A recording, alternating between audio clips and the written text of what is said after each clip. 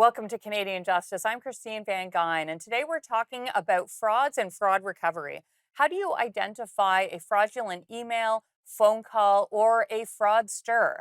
What are some common frauds that we see in Canada? We've all got those phone calls with a robotic voice saying it's the CRA and they're coming to arrest you. And most of us can identify that as a fraud. But with the rise of AI, voice spoofing, and the awful targeting of vulnerable people, fraud is on the rise and getting more complex. According to the Canadian Anti Fraud Centre's annual report for 2021, there were 379 million in reported losses to fraud, which was an increase of 130% from the previous year. And many experts warn that if you have been defrauded, it is almost impossible to get your money back. Does this indicate a weakness in our justice system? Here today to discuss fraud and fraud recovery are two experts. Vanessa Iafolo is the principal with the Anti Fraud Intelligence Consulting Group, and Cameron Field is a retired police officer and now vice president of the risk management firm VDoc. Vanessa, Cameron, thank you both so much for joining me today. Let's talk at the outset about the rise in financial fraud and crime. Vanessa, what are some of the financial frauds that you've been seeing on the rise? And maybe you can explain how they work. It's funny. I don't necessarily see one particular kind of fraud on the rise. They tend to come in waves. So there'll be a wave of romance scams or a wave of crypto scams. That's something that's very hot right now. But everything has its season. And so I think fraudsters, to kind of keep their pool fresh, will cycle through different kinds of fraud to make sure that they're maximizing their targets. And a romance scam is sort of when a person online pretends to be a romantic interest for a target or mark, and they slowly bleed that mark of money when there's actually no interest in having a romantic relationship. And it might not, the person might not even, and usually isn't, say, be who they say they are. Yes. Cameron, anything you want to add in types of frauds that you've been seeing more recently? Yeah, no, I echo Vanessa's kind of observation of the landscape right now, and the numbers are startling and they're devastating in terms of how much fraud we're seeing as a result of the pandemic. Romance scams remain one of the most durable and probably devastating fraud crimes that we're seeing right now.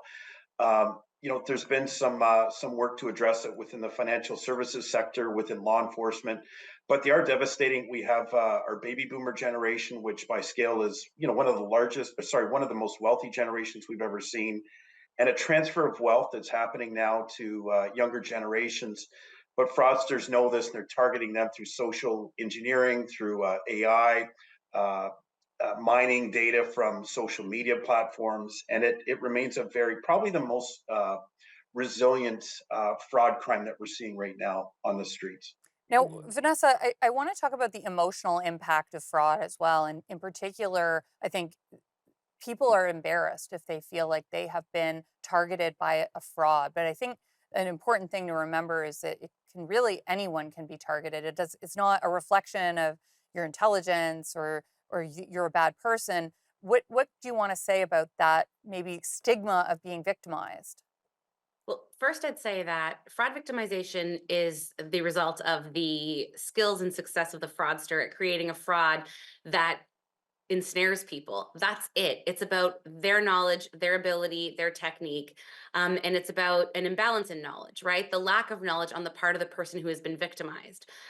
Yesterday, actually, I came across a very successful spoofed website.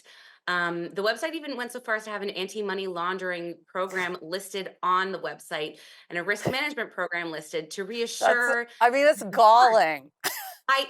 I feel the same. I had to like literally lift my chin up because I couldn't believe the audacity. That's a new one for me, and I see a lot of this in my work. And the person I spoke with is an intelligent, insightful, thoughtful person. So it's literally anybody who can be a victim. And part of the reason here is that what fraudsters are really doing is targeting our basic needs as humans, right? Like your need for love in the case of a romance scam, our need for security in the case of, say, for example, investment scams. And so what they're doing is basically acting as like expert evil psychologists, Hmm. and they're abusing all of the things about us that we know as So, people to so profit off of cruel. that. It's really Yeah. a cruel type of scam. Now, we've got to go to commercial break, but when we come back, I want to talk briefly about the use of AI in scams. We'll be right back.